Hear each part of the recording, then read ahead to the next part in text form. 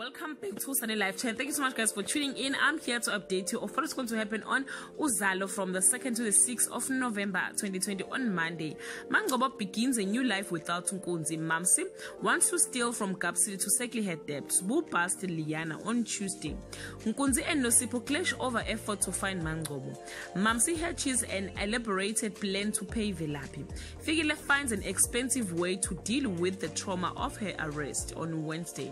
Mangcobo finds her rhythm and it's wild rush. Mamsi tries to buy herself more time, but it backfires. Sbo hustle for cash while Fikile makes plans with some high rollers on Thursday. Mangcobo turns to crime to survive. Mamsi robs Njeza into her battle with Velaphi. Sbo ruins Fikile's prospect of an elevated friendship cycle on Friday. Mangcobo apologizes to Belinda. Kapsile confronts Mamsi about stealing at the church. Nkunzi is taken by Umbutho. Guys, this is all I have for today. You can leave your comment below and share your thoughts. Till we meet again, I love you so much, guys. Bye.